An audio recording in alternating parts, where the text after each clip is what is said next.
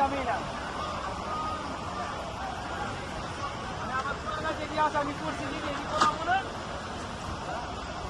বাকি আছে করাবো না হ্যাঁ এই করানো আগে হ্যাঁ মানে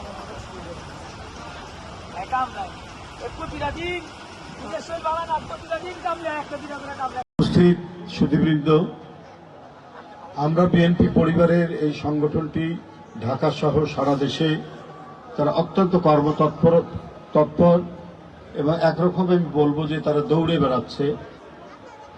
সম্প্রতি ঘটে যাওয়া যে আন্দোলন, দেশের মাটি কাঁপানো আন্দোলন, সেই আন্দোলনে যাদেরকে শহীদ করা হয়েছে, যাদেরকে পঙ্গু করা হয়েছে, যাদেরকে ক্ষতবিক্ষত করা হয়েছে, তাদের সেই সমস্ত পরিবারগুলোর সাথে দাঁড়ানোর জন্য পাশে দাঁড়ানো। সুধীবৃন্দ, আমি কিছুক্ষণ আগে পঙ্গু হাসপাতাল থেকে আসলাম। এই এতক্ষণ পর্যন্ত পঙ্গু হাসপাতাল ছিল, কারো পা এখনো আছে, কিন্তু হয়তো আর 2 মাস পর থাকবে না, ওটা কেটে ফেলতে হবে। পচন ধরেছে পায়ে, হাতের অবস্থা অনেকের তাই। আজকে 3-4 মাস ধরে পড়ে আছে পঙ্গু হাসপাতালের বেডে, এবং বাংলাদেশের বিভিন্ন হাসপাতালে, বিভিন্ন জেলার হাসপাতালে যে কত পড়ে আছে তার কোনো ঠিক নেই। এইরকম অত্যাচারী একটি সরকার নিজেকে ক্ষমতায় থাকার জন্য ও কোনো কিছুই ভ্রুক্ষেপ করেনি, না মানবতা, না দেশত্ববোধ, না দেশপ্রেম, কোনো কিছুকেই সে পাত্তা দেয়নি। তার ক্ষমতা দরকার এবং ক্ষমতা নিশ্চিত করার জন্য তিনি শিশু বাচ্চা থেকে শুরু করে, নারী থেকে শুরু করে, স্কুল কলেজে ছাত্রদেরকে নির্দ্বিধায় হত্যা করেছেন, রিকশাওয়ালাদেরকে হত্যা করেছেন। প্রায় 2000-এর মতো মানুষ এই জুলাই আগস্ট মাসে শেখ হাসিনা পৃথিবী থেকে বিদায় করে দিয়েছেন। 20,000-এর মতো সারা দেশে স্কুল কলেজের ছাত্রছাত্রীরা, সাধারণ মানুষরা, ছাত্র জনতার এই আন্দোলনে আহত হয়েছে। তারপরেও শেখ হাসিনা তিনি আবার আসতে চান। তিনি তার নেতা কর্মীদেরকে বার্তা দেন, যেভাবেই হোক তোমরা রাস্তায় নামো, যেভাবেই হোক তোমরা প্রতিরোধ করে।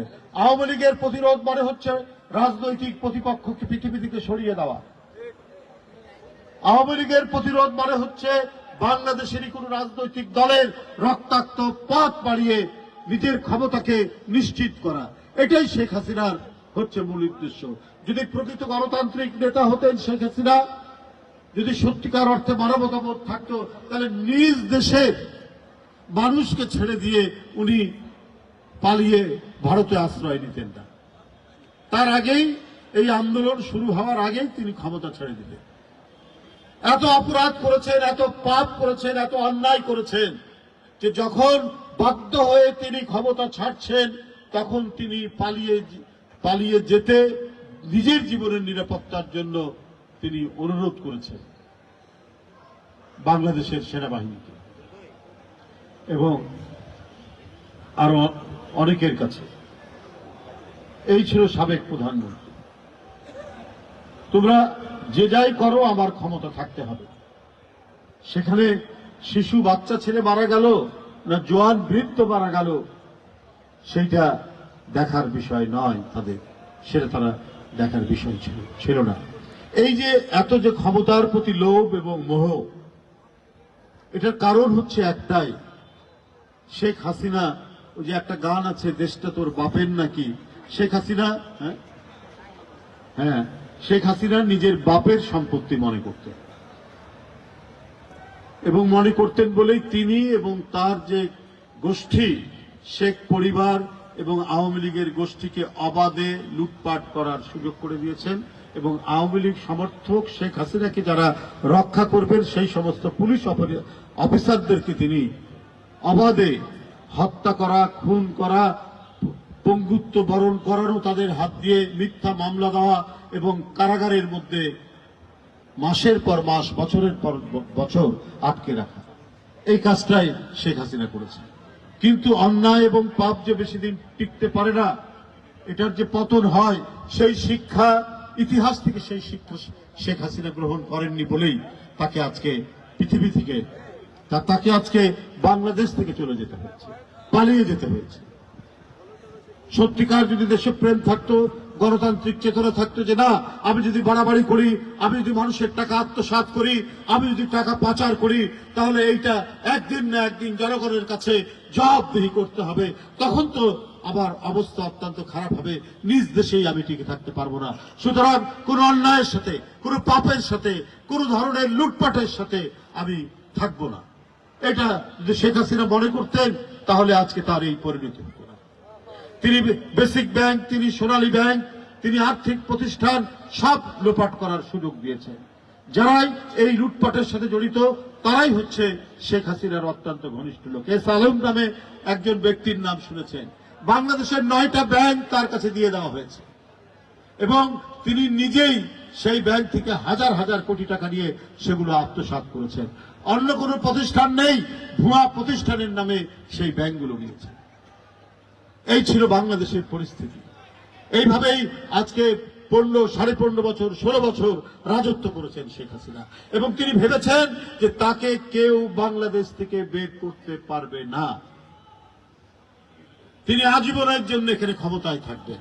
তিনি, তার পুত্র জয়, তার কন্যা পুতুল, তার বোন রেহানা, এটা যেন একটা রাজ পরিবার হয়ে দাঁড়িয়েছিল বাংলাদেশে, এবং তারা তাদের রাজত্ব কায়েম করতে গিয়েছে এইখানে।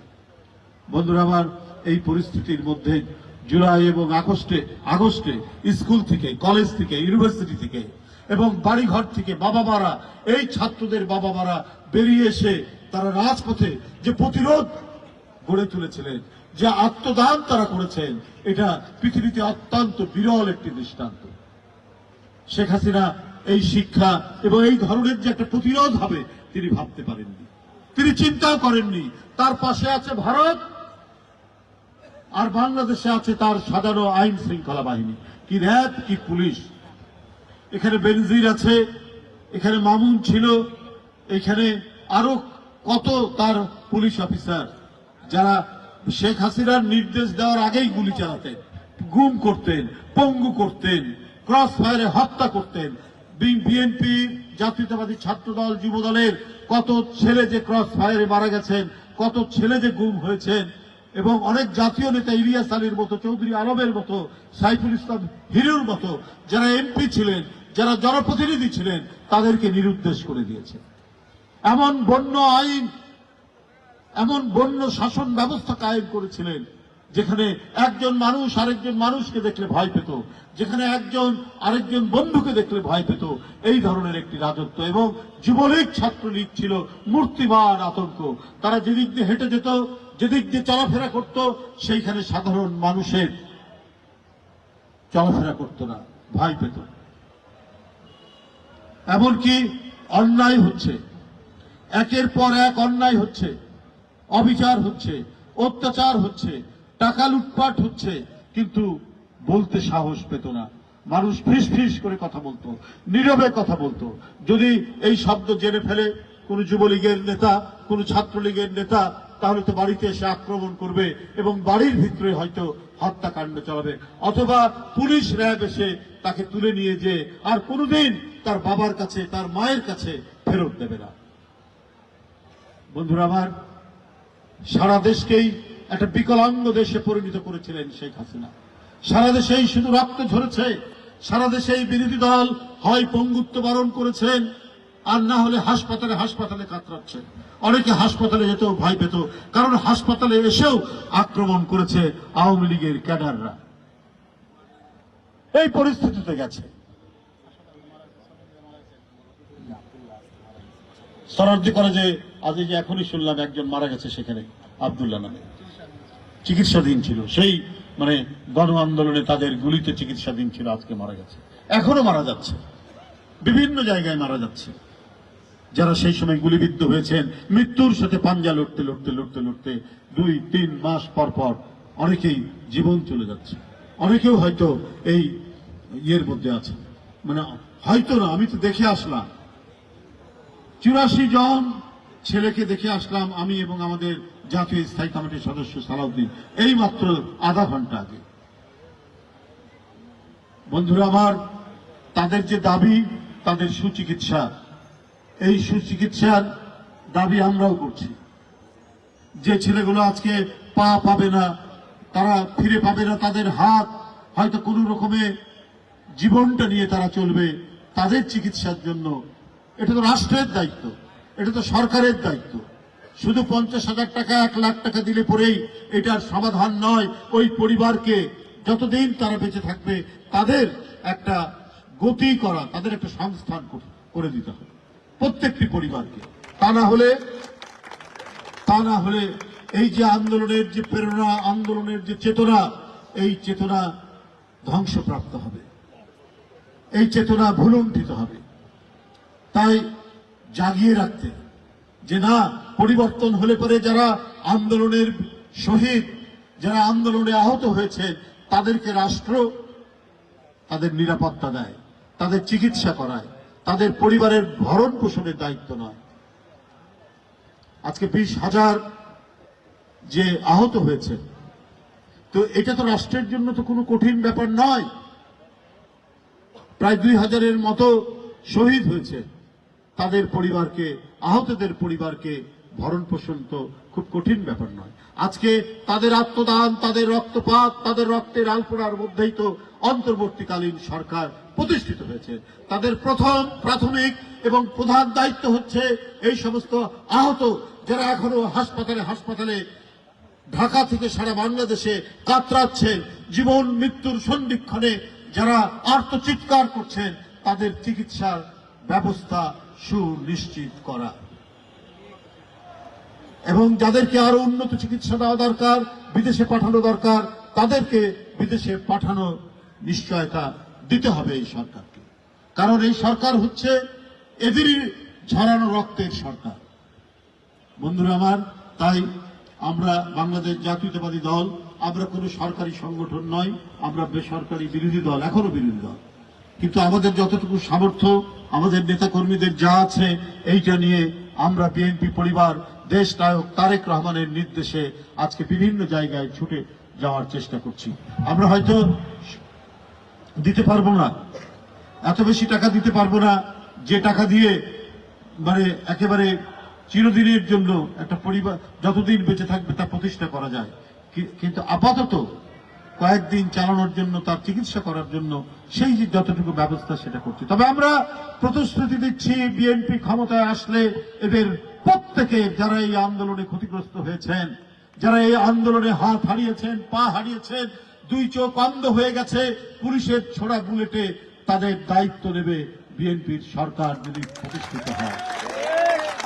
আপনারা দেখেছেন বিএনপির ভারপ্রাপ্ত চেয়ারম্যান তারেক রহমান কি দৃঢ়তার সাথে, কি অটুট মনোবলের সাথে তিনি এই দলকে পরিচালনা করেছেন। এই শেখ হাসিনার পতনের পরে বিএনপির নামে অনেকেই দখলবাজি করার চেষ্টা করেছেন, কেউ চাঁদাবাজি করার চেষ্টা করেছেন, কেউ নানা ধরনের অপকর্মে করার চেষ্টা করেছেন, কিন্তু শক্ত হাতে তারেক রহমান এটিকে তিনি দমন করেছেন, অনেককে বহিষ্কার করেছেন, অনেকের পথ স্থগিত করেছেন, নানাভাবে শাস্তির বিধান করেছেন। আজকে সংবাদপত্রগুলোতে তার এই যে পদক্ষেপ, তার এই যে সাধারণ মানুষকে নিরাপত্তা দেওয়া এবং শাস্তি বিধানের ক্ষেত্রে কে বিএনপি করে, কে করে না, বা কে যে বিএনপি করে তিনি তার বিরুদ্ধে ব্যবস্থা নিতে বিন্দুমাত্র সময় নেননি, এইটাই হচ্ছে তারেক রহমানের সবচেয়ে বড় দৃষ্টান্ত এবং তার রাষ্ট্র নায়কোচিত যে পদক্ষেপ এই ভূমিকার মধ্যে দিয়েই পাওয়া যায়। আমি আর বক্তব্য দীর্ঘায়িত করব না। আমরা বিএনপি পরিবার, তারা আজকে সকাল থেকে আপনাদের এখানে উপস্থিত হয়েছেন। আমি বিএনপি পরিবারের সাথে যারা জড়িত তাদেরকে আন্তরিক ধন্যবাদ জানাচ্ছি, শুভেচ্ছা জানাচ্ছি। এখানে মিল্লাত ভাই রয়েছেন, এখানে তিনিও আমাদের সাথে জড়িত। এখানে ইঞ্জিনিয়ার আশরাফ উপদেষ্টা, মিল্লাত ভাই উপদেষ্টা, এখানে সভাপতি আতিকুর রহমান রুম্মন, এখানে সদস্য সচিব মিথুন সহ আরো এখানে যারা রয়েছেন জড়িত, অনেক বড় বড় ডাক্তার রয়েছেন, মুহিত ভাই আছেন, ইঞ্জিনিয়ার ইশরাক, এখানকার আমাদের ভাতিজা মেয়র এবং এটির সাথে জড়িত মজনু, আমাদের ঢাকা মহানগর দক্ষিণের আহ্বায়ক মজনু এখানে রয়েছেন, যিনি আমাদের পরিবারের যে প্রোগ্রামগুলো, প্রত্যেকটা প্রোগ্রামকে সাফল্যমণ্ডিত করার জন্য এই দক্ষিণ এলাকায় সে চেষ্টা করেছে, আমাদের ইশরাক চেষ্টা করেছে। হ্যাঁ বন্ধুরা আমার, এই মাঠটি যার নামে প্রতিষ্ঠিত, যার নামে উৎসর্গকৃত, তিনি একজন এদেশের বীর মুক্তিযোদ্ধা, এদেশের একজন প্রখ্যাত রাজনীতিবিদ এবং ঢাকা মহানগরের, বৃহত্তর ঢাকা মহানগরে যিনি মেয়র ছিলেন দীর্ঘদিন, এবং তার এই মেয়র থাকার অবস্থায় ঢাকার অনেক উন্নয়ন এবং নানা ধরনের কর্মকাণ্ডের সাথে যিনি জড়িত ছিলেন, তার নাম সাদেক হোসেন খোকা। তার নামে এই মাঠ আমাদের অত্যন্ত ঘনিষ্ঠজন ছিলেন, বড় ভাই ছিলেন, এবং তার মুক্তিযুদ্ধে অপরিসীম বীরত্ব ব্যঞ্জক তার যে ভূমিকা, এই জন্য আমরা তার আত্মার মাগফিরাত কামনা করে আমি আমার বক্তব্য শেষ করছি। খোদা হাফেজ। বাংলাদেশ জিন্দাবাদ। যাত্রা শুরু করেছিল, তবে তার প্রকাশ হয়েছে গত বছরের রমজান মাসের মার্চ মাস, না ইংরেজি মাসের মার্চ মাসে আমাদের সংগঠনটি করেছিলেন বাংলাদেশের আগামীর ভবিষ্যৎ বিএনপির অ্যাক্টিং চেয়ারম্যান জনাব তারেক রহমান। উনি মূলত গণতন্ত্র পুনরুদ্ধার আন্দোলনে বাংলাদেশে বিএনপি, ছাত্রদল, যুবদল তথা আপামর জনগণ যারাই এই আন্দোলনে অংশগ্রহণ করে খুন, গুম এবং পঙ্গুত্বের শিকার হয়েছেন, তাদের পরিবারের সুখ দুঃখের সাথী হতে এবং পাশে দাঁড়াতেই আমরা বিএনপি পরিবার এর কার্যক্রম শুরু করেছিলেন। উনি যখন দেখেছিলেন একটি পরিবারের একজন কর্মক্ষম ব্যক্তি, যাকে এই স্বৈরাচার হাসিনা সরকার খুন করেছে বা গুম করেছে, যে অসচ্ছল ফ্যামিলিগুলো ঠিক মতে চলতে পেত না, দুইটা সাহায্য এবং পয়সার অভাবে চিকিৎসা সেবা পাইত না, দুইটা পয়সা এবং সাহায্যের অভাবে যে পরিবারের লেখাপড়া বন্ধ হয়ে যাচ্ছিল, ঠিক তখনই আমাদেরকে সে হাজার হাজার মাইল দূর থেকে নির্দেশনা দেয়, তোমরা এই পরিবারগুলোর পাশে দাঁড়াও। তখন কিন্তু একটা সংগঠন হবে, আমরা বিএনপি পরিবার নামে আমরা তখন আশা করিনি। আমরা তার নির্দেশে এই তরুণ উদ্দীপ্তমান ছেলেদের নিয়ে এইসব পরিবারের পাশে ঝাঁপিয়ে পড়েছি। বাংলাদেশের টেকনাফ থেকে তেঁতুলিয়া, রূপসা থেকে পাতুরিয়া, যে সংবাদটি কখনোই প্রকাশ হয়নি। জনাব তারেক রহমান উনি যেমন ছিলেন প্রচার বিমুখ লোক, তেমন এসব কাজ সে প্রকাশ করতে চাইতো না, কখনোই না। যখন দেখেছেন এই সংগঠনটির কাজ আপনার ছোট একটি জায়গা থেকে আস্তে আস্তে পুরো বাংলাদেশ ছড়িয়ে পড়েছে, তখন উনি চিন্তা করেছেন যে একটি সংগঠন করতে হবে, যে সংগঠনটির নাম দিতে হবে, যে সংগঠনের একটি কমিটি করতে হবে, যে সংগঠনটির সদস্য করতে হবে, যে সংগঠনটির সদস্য সচিব বা আহ্বায়ক করতে হবে বা উপদেষ্টাগণ করতে হবে।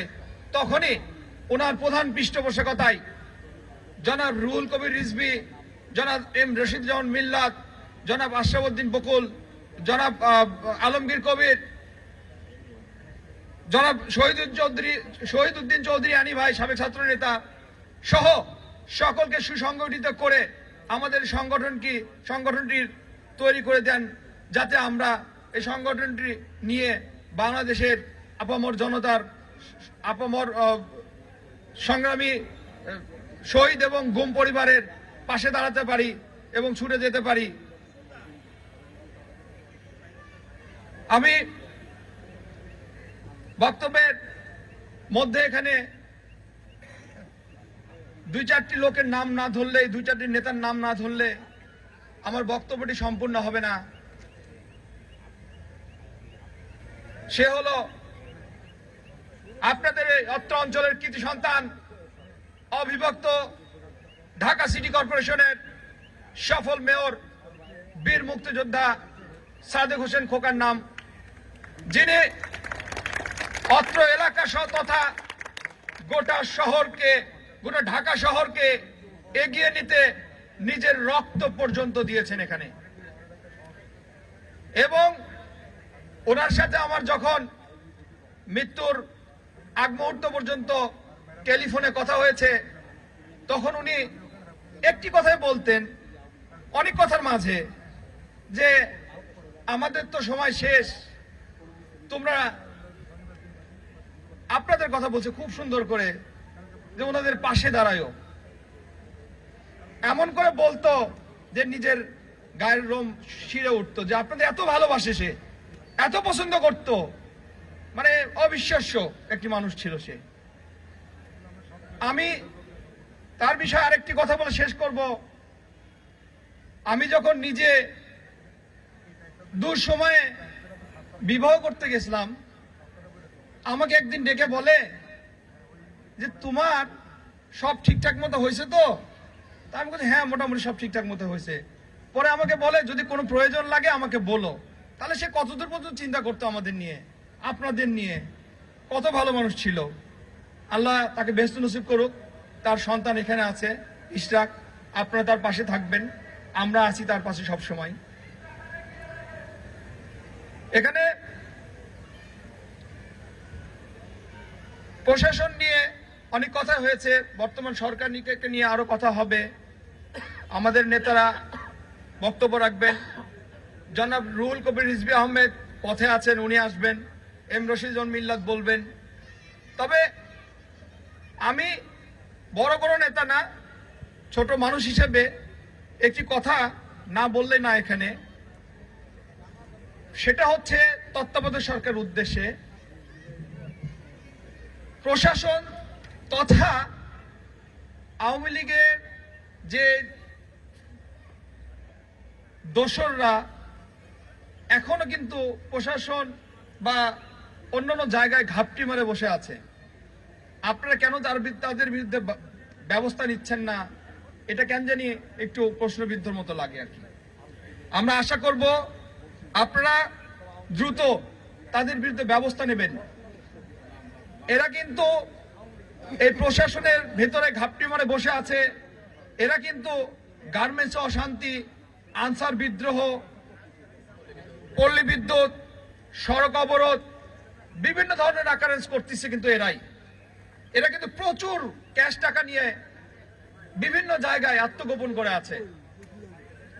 আপনারা দেশপ্রেমিক মানুষ হিসেবে আপনাদের সকলের কর্তব্য এদের সম্বন্ধে প্রশাসনকে বলে দেওয়া, তারা খুঁজে বের করে বলে দেওয়া যে তারা কোথায় কোথায় ঘাপটি মেরে বসে আছে। না হলে এইসব একদিন এমন কাল ছোবল দেবে যে আজ যারা এখানে 24শে আন্দোলনে নিহত হয়েছেন, যাদের রক্তের উপর এই বাংলাদেশের আবারও আমরা পুনরুদ্ধার করেছি, পুরো স্বাধীনতা গণতন্ত্র, এদের রক্ত বৃথা যেতে পারে। এবং যেসব মামলাগুলো হয়েছে, এই মামলাগুলো তড়িৎ গতিতে আপনারা বিচার আওতাধীন আনা উচিত এবং তাদের গ্রেপ্তার করা উচিত। জনাব তারেক রহমান আমাদেরকে নির্দেশনা যেটাই দেয় আমরা সেটাই পালন করি। এই জন্যই আমরা আজকে এই চক্ষু ক্যাম্পের করতে এসেছি এখানে। আপনারা জনাব তারেক রহমানের জন্য দোয়া করবেন। আমি কথা না বাড়িয়ে আপনাদের সবার কাছে এই সংগঠনের জন্য, জনাব তারেক রহমানের জন্য এবং তার মা বেগম খালেদা জিয়ার জন্য দোয়া চেয়ে আমার বক্তব্য শেষ করছি। আল্লাহ হাফেজ। বাংলাদেশ জিন্দাবাদ। সহযোগী সংগঠন সহ সকল সম্মানী ব্যক্তিবর্গ, আসসালামু আলাইকুম। আজকের এই অনুষ্ঠানটি আপনারা নিশ্চয়ই বুঝতে পেরেছেন যে অনুষ্ঠানটি কার উদ্যোগে এবং কেন। আমাদের দেশ নেতা ভারপ্রাপ্ত চেয়ারম্যান জনাব তারেক রহমান আমাদেরকে নির্দেশ দিয়েছেন এই সংগঠনের নেতৃবৃন্দদেরকে সহযোগিতা করার জন্য, উপদেশ দেওয়ার জন্য, এবং তারা সারা বাংলাদেশে আতিকুর রহমান রুমনের নেতৃত্বে প্রত্যেকটি অঞ্চলে এই উত্তর দক্ষিণ ঢাকার শুধু নয়, সারা বাংলাদেশে যে কোনো মানুষের যে কোনো অসুবিধা হলে তাদের পাশে দাঁড়ানোর জন্য ছুটে বেড়াচ্ছেন। তারই অংশ হিসাবে আজকের এই চক্ষু শিবির, যারা এই জুলাই আগস্টের আন্দোলনে চোখে আঘাত পেয়েছেন, চোখ হারিয়েছেন, রক্ত দিয়েছেন, তাদের উদ্দেশ্যে আজকে এই ইশরাকের নেতৃত্বে এই অনুষ্ঠানটি করা হচ্ছে। আমরা জানি বাংলাদেশের নেতা,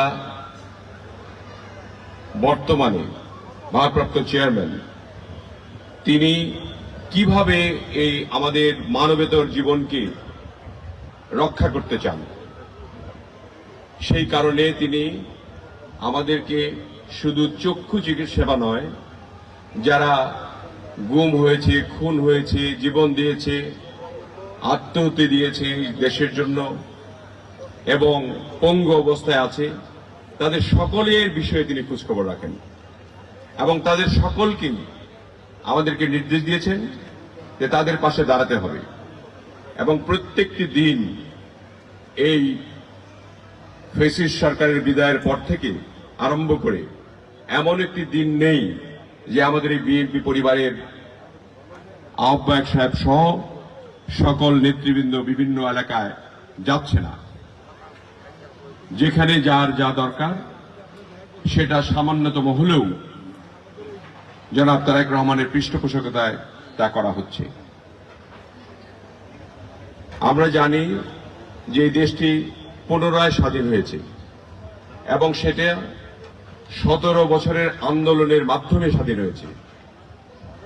আমাদেরকে বুঝতে হবে যে 5ই আগস্ট ছাত্রদের বৈষম্য বিরোধী আন্দোলনের মাধ্যমে ছাত্র জনতা,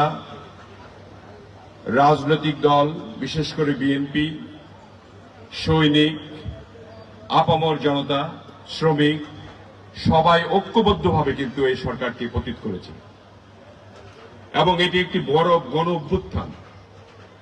এই অভ্যুত্থানের প্রেক্ষিতে শেখ হাসিনা পলায়ন করেছে, আমরা সবাই জানি, এবং এই শেখ হাসিনার পলায়নের মাধ্যমে দেশ ফ্যাসিবাদ মুক্ত হয়েছে এবং এই ফ্যাসিবাদ মুক্ত অবস্থায় যারা দায়িত্বভার গ্রহণ করেছেন তাদের পাশে আমাদের বিএনপি এবং বিএনপির সমর্থক যারা রয়েছে এবং বাংলাদেশের প্রায় 90% মানুষ তাদেরকে সমর্থন দিয়েছে এই সরকারকে, যাতে করে তারা এই গণতন্ত্রকে ফিরিয়ে আনে এবং এই গণতন্ত্র ফিরিয়ে আনার জন্য যতটুকু সহযোগিতা আমাদের পক্ষ থেকে দরকার আমরা কিন্তু দিয়ে যাচ্ছি।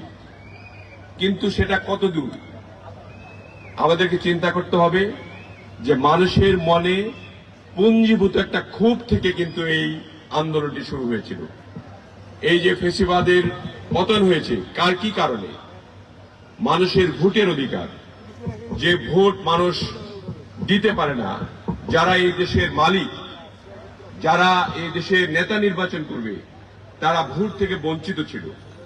অতএব ভোট দেওয়ার জন্য সকল মানুষ বাংলাদেশে উদ্গ্রীব হয়ে আছেন তারা নিজের ভোটটা, নিজের যে অধিকার সেটা প্রয়োগ করতে চায় এবং গণতন্ত্রকে পূর্ণাঙ্গ রূপ দিতে চায়।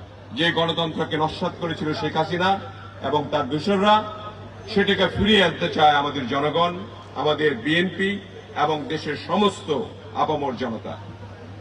সেটাকে মনে রেখে আমি অনুরোধ করতে চাই, আমাদের ডক্টর ইউনূস সাহেবের নেতৃত্বে যে অন্তর্বর্তীকালীন সরকার গঠন হয়েছে, সেই অন্তর্বর্তীকালীন সরকার যাতে এই ফেসিবাদের দোসরদের পাল্লায় না পড়ে ভুল না করে বসে, এবং ইতিমধ্যেই কিছু কিছু ভুল করছিল তাদেরকে আমরা এখনো সহযোগিতা দিচ্ছি।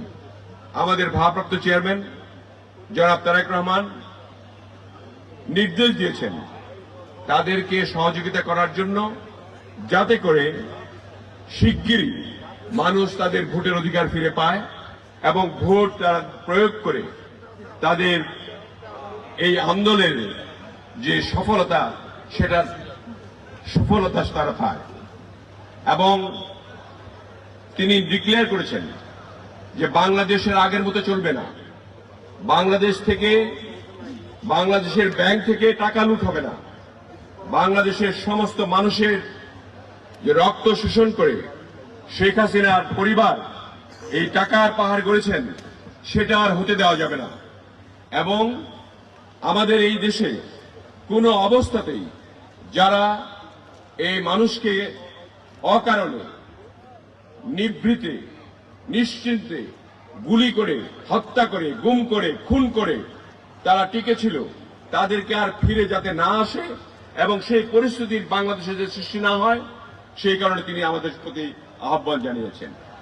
আমরা আশা করি সকলে সেই আহ্বানটা মেনে চলব। আমরা নিশ্চয়ই গণতন্ত্রের জন্য আমরা অধীর আগ্রহে আমরা তাকিয়ে আছি।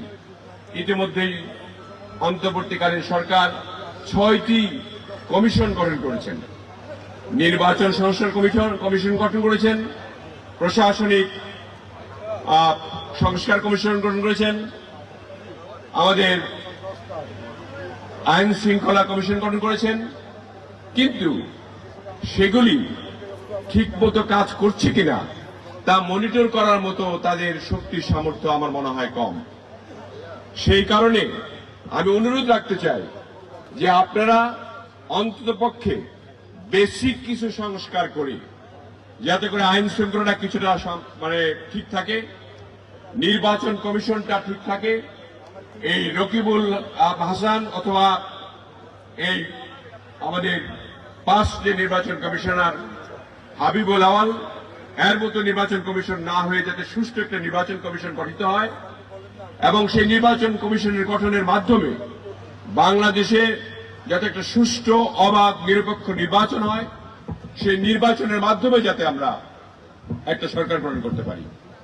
আমরা আশা করি বাংলাদেশের মানুষ আজ ঐক্যবদ্ধ ফ্যাসিস্টের বিরুদ্ধে, শেখ হাসিনার বিরুদ্ধে এবং তাদের যে দোসর তাদের বিরুদ্ধে, এবং তাদের বিরুদ্ধে যে অবস্থান নিয়েছে, কি জন্য তারা দেশকে বিক্রি করতে চেয়েছে, তারা দেশের মানুষের রক্ত চুষেছে, তারা দেশের ব্যাংকের টাকা লুট করেছে, তাদের দেশের অর্থনৈতিক অবস্থার অবনতি ঘটিয়েছে, মানুষের জীবনের চলাচলের ব্যাঘ্র ঘটিয়েছে এবং আজকে যে মানুষ যে কষ্টে আছে, মুখ খুলছে না, সহ্য করছে, কারণ তারা দেখতে চায় যে একটি নির্বাচিত সরকার এসে এবং আমাদের জনাব তারেক রহমানের নেতৃত্বে আমরা আশা করছি যে একটা সরকার গঠিত হবে। সেই সরকারের মাধ্যমে সকলের জন্য সুশাসন নিশ্চিত হবে, তাদের মৌলিক অধিকার ফিরে পাবে এবং সেই মৌলিক অধিকারের মাধ্যমে মানুষের আর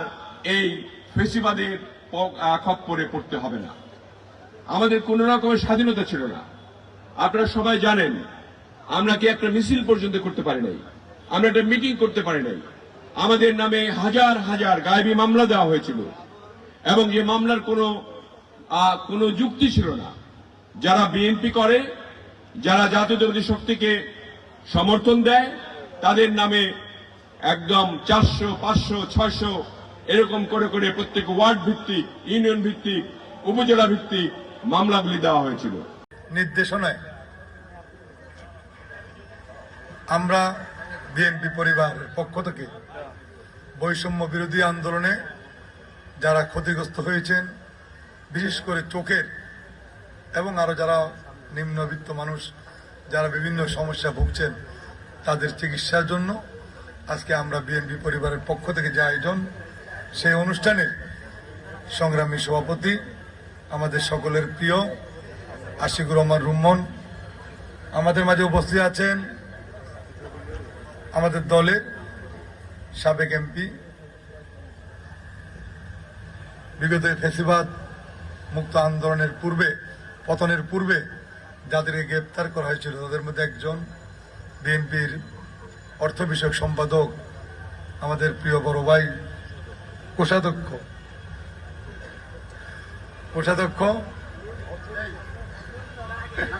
রশিদুজ্জামান মিল্লাত ভাই আমাদের মাঝে উপস্থিত আছেন। সকলের প্রিয়, ঢাকার মানুষের প্রিয়, ঢাকার মানুষ যাকে ঢাকার সেবক হিসাবে নির্বাচিত করেছিলেন, কিন্তু এই ফ্যাসিবাদদের স্বৈরতান্ত্রিক শাসনের কারণে যিনি সেটা করতে পারেননি, আমাদের সে প্রিয় নেতা ঢাকা মহানগর দক্ষিণ বিএনপির সাবেক জ্যেষ্ঠ সদস্য ইঞ্জিনিয়ার ইশাক হোসেন আমাদের মাঝে উপস্থিত আছেন। বিএনপির সহ তথ্য বিষয়ক সম্পাদক ইঞ্জিনিয়ার আশরাফ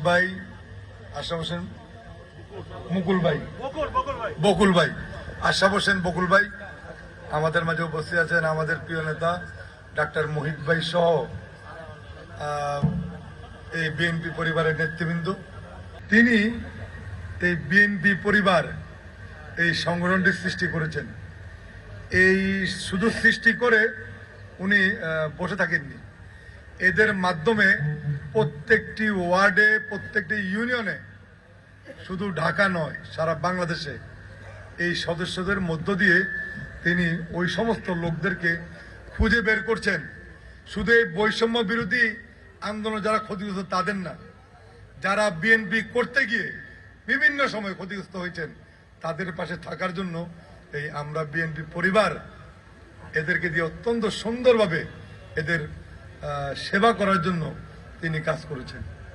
আর এই বিএনপি পরিবারের সদস্যরা, সকল সদস্য, বিশেষ করে রুম্মন ভাইকে আমি দেখেছি, আরো যারা সদস্য আছে আমাদের মিথুনের সহ সবাই, এরা যে কি কষ্ট করছে বিএনপির ক্ষতিগ্রস্ত মানুষকে সেবা করার জন্য।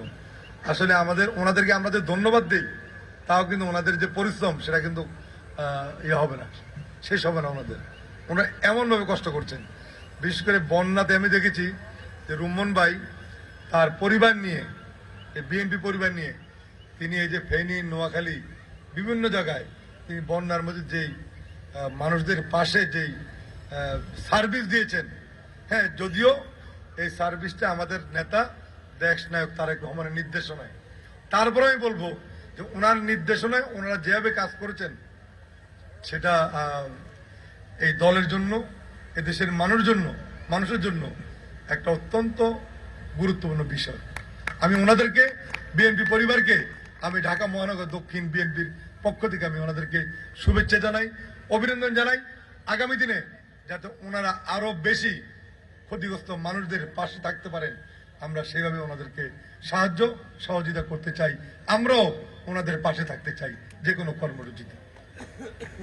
আজকে একটি ফ্যাসিবাদ মুক্ত বাংলাদেশ হয়েছে, যেটা আমাদের ডাক্তার আমাদের মুকুল ভাই বলেছেন। দেশ ফ্যাসিবাদ মুক্ত হয়েছে, কিন্তু ফ্যাসিবাদের দোষরা কিন্তু এখনো আমাদের চতুর্পাশে ঘোরাফেরা করছে। বিভিন্ন প্রশাসনে তাদের প্রেতাত্মারা কিন্তু এখনো বসে আছে। আবার কিছু কিছু নতুন নতুন প্রেতাত্মাদেরকে আবার নতুন ভাবে সুসংগঠিত করছে। এই দেশটা ফ্যাসিবাদ মুক্ত হয়েছে শুধু 1 মাসের আন্দোলনের মধ্য দিয়ে নয়। দেশ নায়ক তারেক রহমান 16টি বৎসর এই ফ্যাসিবাদদেরকে বাংলাদেশ থেকে হটানোর জন্য, একটি গণতান্ত্রিক সরকার প্রতিষ্ঠার জন্য দেশনায়ক তারেক রহমান এই 16 বছর এই দলকে, দেশের মানুষকে নেতৃত্ব দিয়েছেন। আর এদেরকে নেতৃত্ব দিতে গিয়ে আমাদের হাজারের অধিক নেতাকর্মী শহীদ হয়েছেন। আমরা এই 16 বছর আন্দোলন করতে করতে একটি পর্যায়ে যখন চূড়ান্ত আন্দোলন হয়েছে, সেখানে ছাত্ররা, জনতা সকলে আন্দোলন করেছে। কেউ যদি মনে করেন তার একক শক্তিতে, একক কারিশমায় এই শেখ হাসিনার পতন হয়েছে, তাহলে আমি আপনাকে বলবো আপনি বোকার স্বর্গে বাস করছেন। এবং ওনার পরিচালনা আজকে বিএনপি আজকে এখানে এসে দাঁড়িয়েছে। উনি শিখেছেন ওনার বাবা মার কাছ থেকে, দেশবাসীর কাছ থেকে, আমাদেরকেও শিখাচ্ছেন। আমি ধন্যবাদ জানাই। কাজে আমি মনে করি আমরা সৌভাগ্যবান, আমরা এই নেতৃত্বে আমরা এগিয়ে যাব। আগামী দিনে আমাদের দলকে সুসংগঠিত করে আমরা যাতে দলকে ক্ষমতায় আনতে পারি। সম্মানিত নেতৃবৃন্দ, আমরা অনেক ঘাত প্রতিঘাত সহ্য করে আমরা এই পর্যন্ত এসেছি। আমরা দেখেছি কখনো কোন জায়গায় এসে আপোষ করতে হয়, কোন জায়গায় এসে দলের হাল ছাড়তে হয়, কোন জায়গায় দলের নেতৃত্ব হাতে নিতে হয়, সেটা আমাদের দেশনেত্রী বেগম খালেদা জিয়া দেখিয়ে দিয়েছেন। যার দরুন আমরা দেখেছি এই ফ্যাসিস্ট হাসিনা পালিয়ে গিয়েছে, কিন্তু বিএনপিকে কোনোদিন পালাতে হয়নি। বিএনপি পালাবে না, বিএনপি পালানোর দল নয়।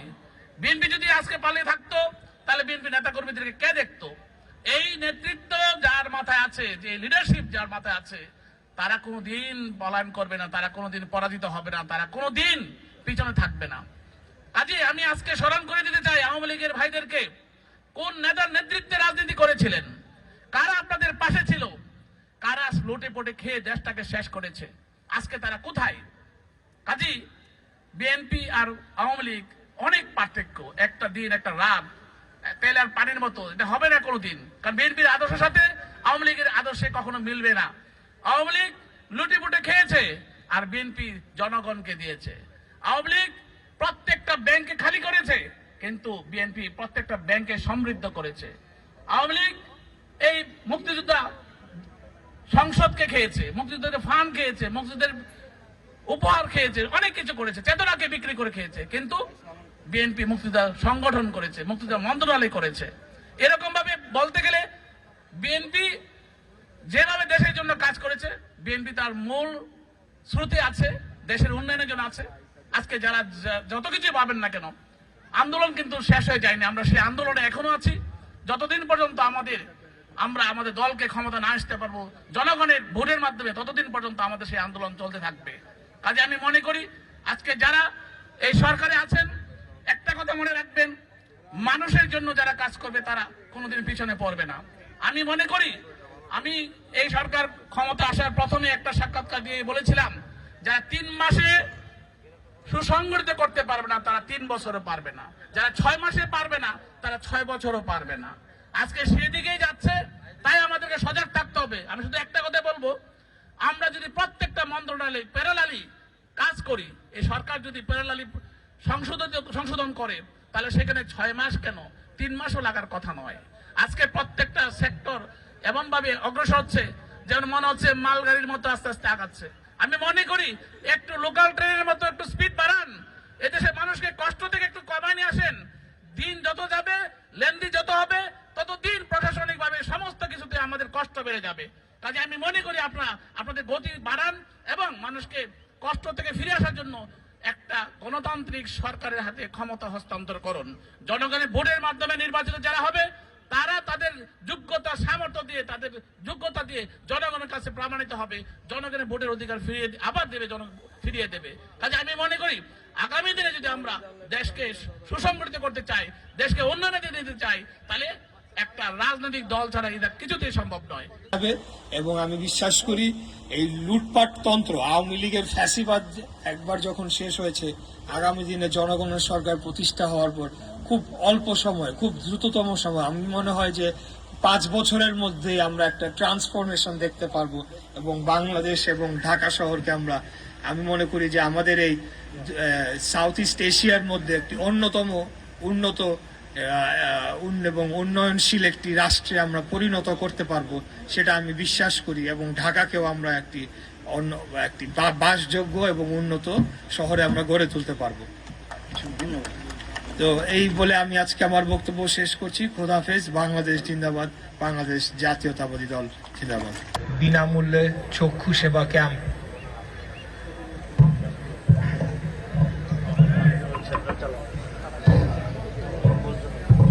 এই ক্যাম্পের এই উদ্বোধনী সংক্ষিপ্ত অনুষ্ঠানে উপস্থিত আছেন মঞ্চে আমরা বিএনপি পরিবারের আহ্বায়ক এবং যিনি আমাকে এই উদ্যোগের সাথে যুক্ত করেছেন আমাদের নেতা দেশনায়ক তারেক রহমানের নির্দেশে, সেটার জন্য আমি তাকে বিশেষভাবে ধন্যবাদ জানাই।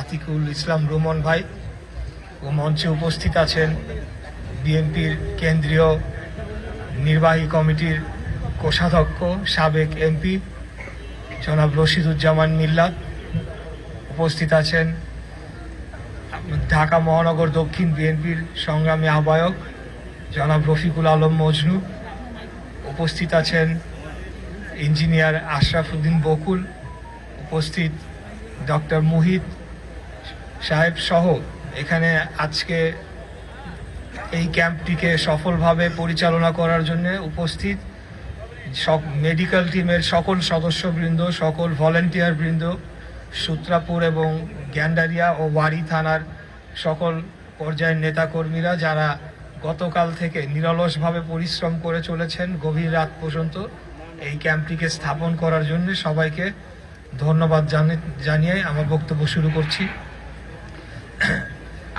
আমি ইতিমধ্যেই ধন্যবাদ জানিয়েছি আমরা বিএনপি পরিবারকে এই উদ্যোগটি নেওয়ার জন্য এবং আমাদেরকে একটি সুযোগ করে দেওয়ার জন্য যে আমরা গ্যান্ডারিয়াতে আজকে এই মাঠে নারিন্দায় আমরা এই ক্যাম্পটি করতে পারছি। এবং এই এলাকায় আপনারা জানেন যে বহু মানুষ জুলাই আগস্ট গণ অভ্যুত্থানের সময় তারা আহত হয়েছেন, তারা চোখে আঘাতপ্রাপ্ত হয়েছেন এবং তারা বিনা চিকিৎসায় এতদিন তারা বিভিন্নভাবে আমার কাছেও এসেছেন, বিভিন্নভাবে তারা ঘুরে বেড়াচ্ছেন, তাদের চোখে গুলি বিদ্ধ হয়েছেন, চোখে স্প্লিন্টার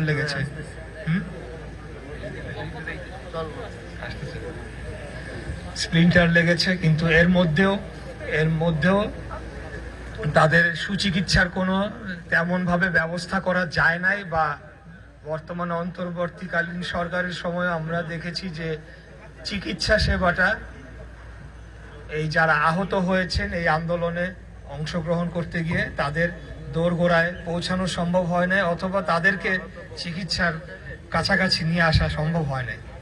এই অবস্থায় আজকের যে উদ্যোগটি এটি একটি মহতী উদ্যোগ এবং একটি সময়োপযোগী উদ্যোগ, এবং আমি বিশ্বাস করি যে আমাদের নেতা দেশনায়ক জনাব তারেক রহমান উনি ব্যক্তিগতভাবে এই ধরনের কর্মকাণ্ড আসলে বহুদিন ধরেই চালাচ্ছেন। বিগত 16 বছরে আমাদের স্বৈরাচার বিরোধী আন্দোলনে বহু মানুষ যারা আহত হয়েছেন, বহু পরিবার যারা গুমের শিকার হয়েছেন, তাদের পরিবারের সদস্য বিভিন্নভাবে পঙ্গু হয়ে গিয়েছেন, সেই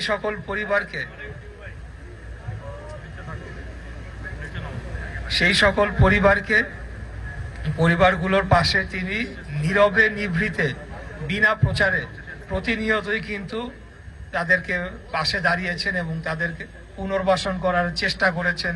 অনেককে অনেকভাবে তিনি উন্নত চিকিৎসার জন্য সহযোগিতা করেছেন, যেগুলো আমরা জানি। আসলে এখন আমাদের সাথে কিছুক্ষণের মধ্যেই এসে যোগ দিবেন বা এই অনুষ্ঠানে যোগ দিবেন আমাদের বিএনপির সিনিয়র যুগ্ম মহাসচিব জনাব রুহুল কবির রিজভী আহমেদ। তো তিনি আসা পর্যন্ত আমরা সবাইকে অনুরোধ জানাবো যে আপনারা ধৈর্য ধরে এখানে যারা উপস্থিত আছেন তারা থাকবেন এবং আমাদের সম্মানিত যারা অন্যান্য অতিথিবৃন্দ যারা রয়েছেন তাদের বক্তব্য শুনবেন। আমি এখানে আসলে বক্তব্য দেওয়ার কিছু নাই, বক্তব্য দীর্ঘ করারও কিছু নাই। আমার সামনে যারা রয়েছেন বেশিরভাগই এই গত স্বৈরাচার বিরোধী আন্দোলনে আমার সাথে সহযোদ্ধা ছিলেন। আমরা একসাথে বিভিন্ন সময় এই ধোলাইখালে এখানে আমি নিজেও গুলিবিদ্ধ হয়েছি 2023 সালের সেই 29শে জুলাই 28শে জুলাই আমরা যখন অবস্থান কর্মসূচি করি, এখানে আমরা অনেকে গুলিবিদ্ধ হয়েছি, অনেকে আমরা একসাথে জেলও খেটেছি। এবং 28 অক্টোবরে আমি গুলিবিদ্ধ হয়েছিলাম এবং অল্পের জন্য আমি আমার চোখে গুলিবিদ্ধ হই নাই, সেটা আমার চোখটি বেঁচে যায়, সেটা আল্লাহর অশেষ রহমত ছিল। তো যাই হোক, আমরা এই সকল স্মৃতিকে ধরে রাখবো এবং আমাদের মূল উদ্দেশ্য এবং আমাদের মূল টার্গেট কোনোভাবেই আর কোনোদিনও বাংলাদেশে এই আওয়ামী খুনি স্বৈরাচারী হাসিনা এবং তার ফ্যাসিস্ট দোসররা যাতে পুনর্বাসিত না হতে পারে এবং কোনোভাবেই যাতে বাংলাদেশের তারা রাষ্ট্র ক্ষমতায় আসার দুশ্চিন্তাও না করতে পারে এবং তাদের প্রত্যেকের যাতে উপযুক্ত বিচার এবং শাস্তি নিশ্চিত হয়। এই ধরনের গণহত্যা তারা চালিয়েছেন, তারা 36 দিনে 2,500 মানুষ ছাত্র জনতাকে তারা নির্বিচারে গুলি করে হত্যা করার আদেশ দিয়েছেন। এই গণহত্যার জন্য যাতে তাদের কঠোর বিচার এবং শাস্তি হয়, সেটির জন্য আমরা প্রয়োজনে আগামী দিনে আমরা সোচ্চার থাকব, আমরা আন্দোলন করব, আমরা কথা বলবো এবং আমরা প্রতিবাদ করে যাব যতদিন না তাদের বিচার ও শাস্তি নিশ্চিত হচ্ছে। এবং বাংলাদেশে গণতন্ত্র এবং জনগণের ভোটাধিকার পুনরুদ্ধার করে জনগণের ক্ষমতা, জনগণের মালিকানা জনগণকে ফেরত না দেওয়া পর্যন্ত আমরা আমাদের এই রাজনৈতিক লড়াই সংগ্রাম চালিয়ে যাব এবং ইনশাআল্লাহ আমার বিশ্বাস বাংলাদেশের জনগণ যদি ভোট দিতে পারে আগামী দিনে অবশ্যই তরুণ প্রজন্মের আইডল এবং আমাদের জনতার মেয়র হিসেবে খ্যাত, আর যার জন্য আজকের এই সুন্দর চক্ষু ক্যাম্পটা অনুষ্ঠিত হচ্ছে, সেই ইঞ্জিনিয়ার ইশরাক হোসেন ভাইকে কিছু বলার জন্য অনুরোধ করছি।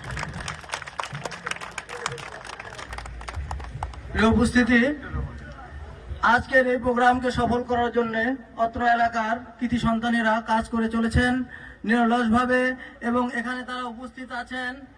আমাদের মাঝে উপস্থিত আছেন মকবুল ইসলাম টিপু, সাবেক সভাপতি গান্ডারিয়া থানা, আব্দুল আজিজ সাবেক সাধারণ সম্পাদক, আক্তার হোসেন সাবেক সাংগঠনিক সম্পাদক সূত্রাপুর, দেলোয়ার হোসেন মিন্টু। যেমন নেতা তার পিতা শহীদ রাষ্ট্রপতি জিয়া রহমান ছিলেন, শহীদ রাষ্ট্রপতি জিয়া রহমানের নেতৃত্বে যেভাবে দেশ গড়ে উঠছিল, ষড়যন্ত্রের কারণে তাকে মৃত্যু বরণ করতে হয়েছে, তাকে ঘাতকরা গুলি করে হত্যা করেছে। সেই আদর্শ তিনি পুনর্বাসিত করার জন্য দেশে এসে আবার আমাদের সঙ্গে নিয়ে সেই শহীদ রাষ্ট্রপতি জিয়া রহমানের মতো আবার তিনি গ্রাম থেকে গ্রামান্তর পর্যন্ত অনেকগুলি প্ল্যান সংগ্রাম তিনি হাতে নিয়েছেন। প্রত্যেকটি জায়গায় তিনি সেই সমস্ত জায়গায় যতটুকু সামর্থ্য আছে, যেখানে যে ইন্ডাস্ট্রি করা দরকার, যে সমস্ত ফ্যামিলিকে আসলে চলতে পারে না তাদেরকে তিনি ফ্যামিলি কার্ড দিলেন। আমাদের ফ্যামিলি কার্ড দেওয়া হবে, ফ্যামিলি কার্ডের মাধ্যমে যে সমস্যা ঢাকা মহানগর দক্ষিণের দপ্তর সম্পাদক বিন্টু ভাই আমাদের মাঝে উপস্থিত আছেন। ওনারা এই সমস্ত আন্দোলনে ছাত্র জনতার সাথে কাতারে কাঁধ মিলিয়ে এই আন্দোলনকে সফল করেছেন, তাদেরকে ধন্যবাদ জ্ঞাপন করছি। আমাদের মাঝে উপস্থিত আছেন ছাত্রদল ঢাকা বিশ্ববিদ্যালয়ের সাবেক ট্রেজারার মোহাম্মদ সাইফুল ইসলাম মাসুম ভাই। আমাদের মাঝে উপস্থিত আছেন বুয়েট ছাত্রদলের সাবেক সাধারণ সম্পাদক ইঞ্জিনিয়ার আবু হানিফ ভাই। এই সমস্ত মানুষ যারা আন্দোলন করে চলেছেন, আপনারা জানেন ৭১-এ যখন এই দেশে যুদ্ধ হয়েছে তখন এই এলাকার কৃতি সন্তান মেয়র সাদেক হোসেন খোকা, যিনি সাবেক মন্ত্রী ছিলেন, এই দেশের মানুষকে সংগঠিত করে যুদ্ধ করেছেন। ঠিক পরবর্তীতে যখন জিয়াউর রহমান সাহেব এই দেশ গড়ার কাজে হাত দিয়েছেন, তার 19 দফা নিয়ে দেশে দেশে ছুটে চলেছেন, এলাকায় এলাকায় ছুটে চলেছেন, গ্রামে গ্রামে ছুটে চলেছেন, খাল খনন করেছেন, কৃষকের ঘরে গিয়েছেন, মানুষের বাড়িতে পান্তা খেয়ে এই দেশের উন্নয়নের জন্য কাজ করেছেন। সেই জিয়াউর রহমানের 19 দফা নিয়ে কাজ করার সময় সাদেক হোসেন খোকা এই এলাকার কৃষি সংগ্রাম তার পাশে ছিলেন, সঙ্গে ছিলেন। আমাদের আপসীর নেত্রী বেগম খালেদা জিয়া যখন দেশ গড়ার কাজ করেছেন, 19 দফার আলোকে এরশাদ বিরোধী স্বৈরাচারের আন্দোলন করেছেন, তখন এই সাদেক হোসেন খোকা এই এলাকার মানুষের সাথে নিয়ে সে আন্দোলনে ছিলেন, 90-এর আন্দোলনে ছিলেন এবং তার ধারাবাহিকতায় এলাকার সন্তান, সুযোগ্য সন্তান আপনাদের সঙ্গে নিয়ে এই জুলাই আগস্ট আন্দোলনে আমাদের এই দেশ থেকে স্বৈরাচার উৎখাতের আন্দোলন ছিল। তাদের ধন্যবাদ জানাই, এই এলাকাবাসীকে ধন্যবাদ জানাই। এই এলাকায় অনেক আন্দোলন হয়েছে, পেপার পত্রিকা ছাপিয়ে গিয়েছে। 5 তারিখে আন্দোলন হয়েছে, শেষ হয় নাই, 6 তারিখ পর্যন্ত চলেছে। এই এলাকার পুলিশ ঘরে ঘরে ঢুকে মানুষের উপর জুলুম অত্যাচার করেছে। আমরা সেসব দিন আর দেখতে চাই না। আগামীতে ইনশাআল্লাহ আমাদের দেশ নায়কের হাত ধরে এই দেশ তত্তর করে এগিয়ে যাবে। এদেশের মানুষের, গণমানুষের অধিকার প্রতিষ্ঠিত হবে। প্রিয় বন্ধুরা, আপনাদের এই এলাকাবাসীর প্রতি আমাদের কৃতজ্ঞতার শেষ নাই। এই এলাকার আরেকটি কৃতি সন্তান এখানে উপস্থিত আছেন, স্বেচ্ছাসেবক দল সূত্রাপুর থানার নাদিম স্বেচ্ছাসেবক দলের আহ্বায়ক, তিনি আমাদের মাঝে উপস্থিত আছেন। তাকে আমরা এখানে উপস্থিত থাকার জন্য ধন্যবাদ জানাই। আমাদের ক্যাম্প সফল করার কাজে সহযোগিতার জন্য ধন্যবাদ জানাই।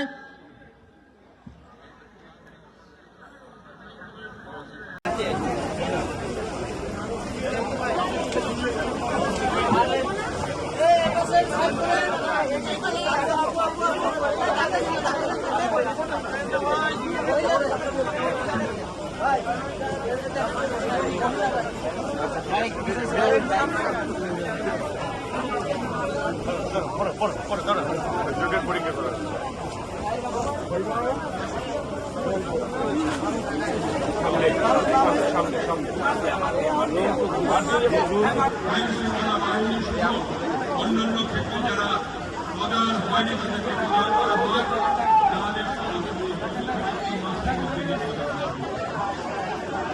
আমাদের ভোটার তালিকায় যে ভোটার এবং এদের মাধ্যমে আমরা চাই দেশে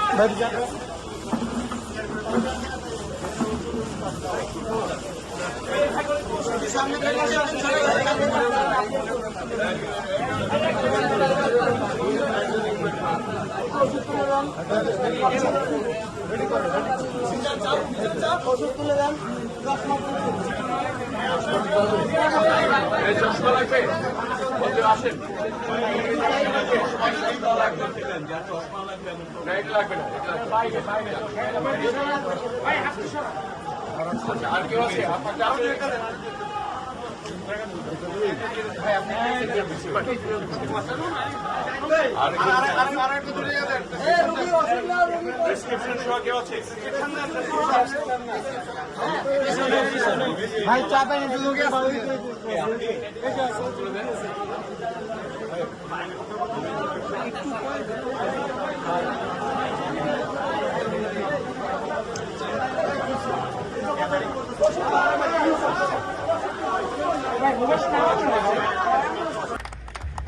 প্রিয় উপস্থিতি, আজকের এই প্রোগ্রামকে সফল করার জন্য অত্র এলাকার কৃতি সন্তানেরা কাজ করে চলেছেন নিরলসভাবে এবং এখানে তারা উপস্থিত আছেন।